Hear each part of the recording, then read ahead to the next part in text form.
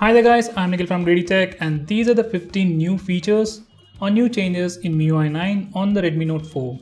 Before we get started, let me just show you the about page. I just got the update today. So it's MIUI 9.0 stable ROM. If you are running a beta ROM, you'll have a lot more features than what I'm going to show today. With that said, let's get started.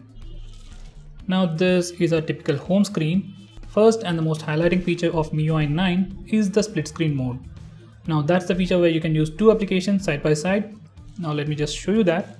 If you go to recent apps, you have a button on the top left corner of the screen, split screen, click that, and now you can drag any of these applications to the top to open this particular application in a split screen mode. This is also another new feature. I'm trying to record the screen while I'm doing this video. Anyway, going on next. As you have seen, the split screen mode has just minimized. Now I'll open YouTube and now it opened it at the bottom screen. Now I can resize it.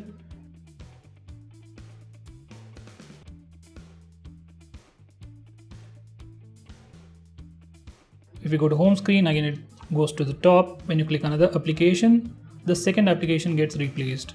Now you can do all the way up to replace the secondary app as your primary application. Next, you can do the same thing once again to open these apps. By the way guys, all the apps doesn't support split screen mode as of now. So to fix that, open settings, scroll all the way to the bottom and select about phone. Click on the MIUI version 7 times. Once you do that, developer options will be enabled. So just go back and then select advanced settings or additional settings. Scroll all the way to the bottom. You have developer options over here. Now scroll all the way to the bottom and make sure you enable force activities to be resizable. Once you do that and restart your phone, you will be able to use all the applications in the split screen mode. Normally you won't be able to open Instagram in the split screen mode, but now you can do it. That is pretty much it for that. Now the next feature is a power saving mode. Let me just show you that. Let's go to settings, then battery. Okay, now once you're in battery, select manage app battery usage, then select scenarios. Now once you enable this toggle, while you're sleeping, your device will save a lot more battery than it normally does. Now that's not something you can see immediately. Anyway, the next best thing is the new app launch times. So let me just clear the RAM first. Okay, now the RAM is cleared, all the apps are out of memory. Now I'm opening stock apps like phone dialer, messaging, settings. As you can see, there was a slight bit of delay. But once you open them from memory, they open in a snap. So they might have improved just the animation timing, but the animations felt much more smoother here. So that's the next big thing.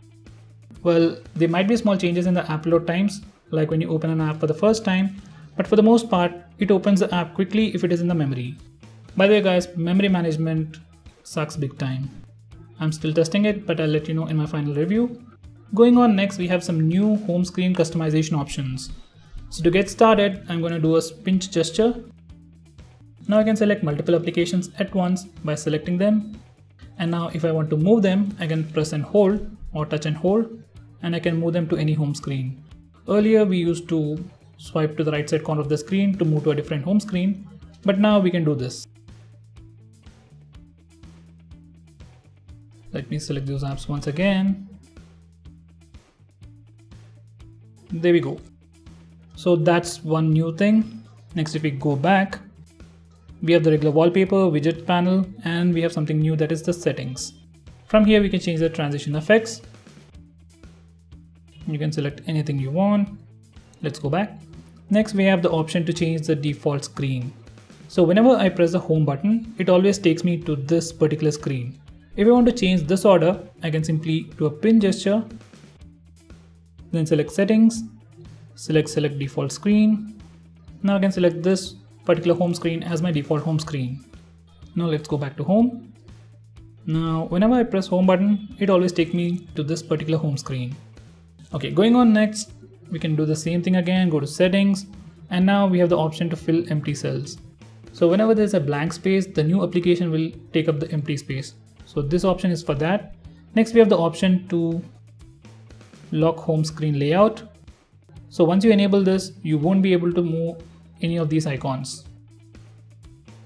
As you can see, I'm not able to move them. I can do the pin gesture once again. I'm still not able to move the applications. Now let me disable that. Now I can move any of them. So that's how it works. Next, if you go to more, we have some more additional options, like we can change the default launcher, and we can even display the memory usage or memory status in the recent apps page. Let me first disable that, and when I press the recent apps button, I just see the cross button over here. I don't see the RAM usage. If I go back and press more and enable this toggle, go to recent page once again, now I'm able to see the RAM usage. So guys, going on next, we have quick switch. Let me just open up Play Store, YouTube first, Play Store, YouTube. Okay, now that it is here, if I want to quickly switch to Play Store, earlier we used to go to this. But now I can double tap the recent apps button to quickly switch between the last application. Going on next, we have silent mode. Let me just go back to the home screen first. Whenever you press the volume down button or volume up button, you get this new window for silent mode. You can just click on this to enable silent mode, and we have this awesome option to automatically disable silent mode at a specific time. So we can enable it for 3 hours, 4 hours, or anything we want. We can even choose do not disturb mode instead of silent for additional automation. If you click this button, it will take you to the additional options. Normally when your phone is in silent mode, it is just silent, but in do not disturb mode, you can choose to disable just the notifications and enable ringtones for calls, or completely make it silent except for alarms. So that's the difference between sleep and do not disturb mode.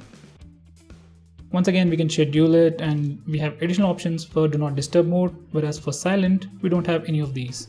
Going on next, we have a new option for the quick ball. As you can see, there is a small circle kind of thing at this corner. When I click it or drag it, I get this quick bubble. Let me show you the option first. We'll go to settings, additional settings, and then go to quick ball. Over here, I have the option to hide it after 3 seconds. So if I disable it, this quick ball is always on the screen. It gets transparent, but it is still in the way. But once you enable this particular toggle, it hides nicely under the edge. Once again, a nice improvement. Next, we have some new gestures. So in the same page, go to buttons and gesture shortcuts. So from here, we can change the long press actions of these capacitive buttons and even the power and volume buttons. Did you know there was an option to turn on the flash directly from the lock screen? It used to work like this. You need to press the home button in the lock screen to turn on the flash, press the power button once to keep it on, and press the power button once again to turn it off.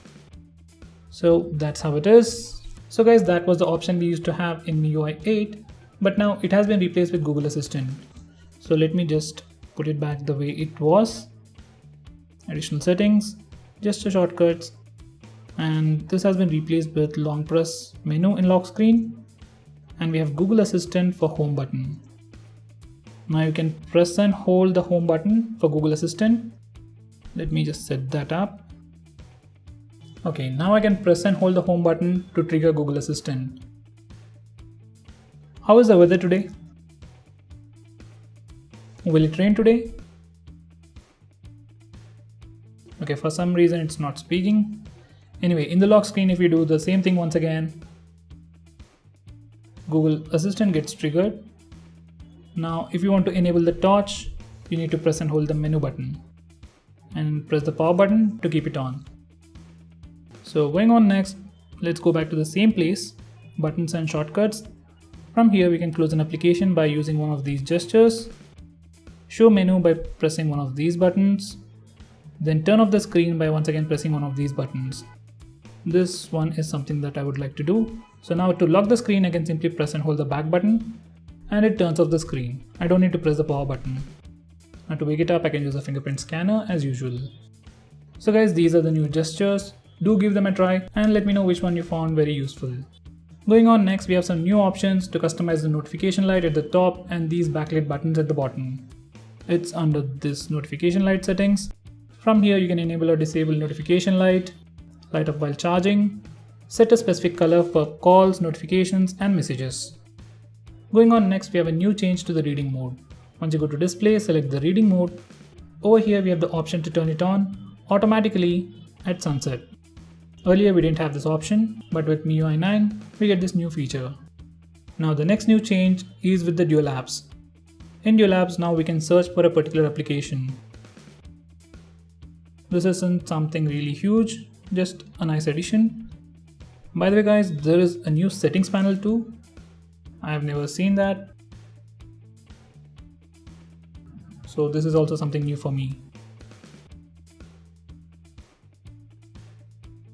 Going on, next, if you're someone who uses battery mode or battery saver on your phone, we have an option to enable it automatically and disable it automatically too. Just go to the battery saver, select battery saver. From here you can turn it on automatically based on a schedule or when the battery percentage is low, and turn it off when the phone is charged above 60%. So this is something new. So guys, the final feature on this list is the notification folder. To enable that, just go to settings and then go to notification and status bar. Over here we have notification folder. Let me just disable that for now. And we just have one notification, that's from push bullet. I can swipe left. As you can see, there is something on the right side, but I'm not able to open it. Now once I enable this toggle, I'll be able to access it. Now I can say if this application or this notification is important or not. If I select not important and press unimportant, every time I get a notification, it will show up in this particular folder. That's the notification folder. So when I click this, I'll see all my unimportant notifications. So you still get them, but you won't be constantly interrupted. Now to send it back or to make it important once again, simply do the same thing once again and click this button. So guys, those were the best features and new things on the new MIUI 9 on the Redmi Note 4. In the press event, they showed us a lot of new features, but as of now in this stable ROM, these are the only things that are available. So as you can see, this is MIUI 9 running on Redmi Note 4. So guys, that's pretty much it for this video. Thanks for watching. If you like this video, hit that like button and subscribe to our channel to see more cool videos on tech. I'm Nikhil from Ready Tech signing off. Have a nice day.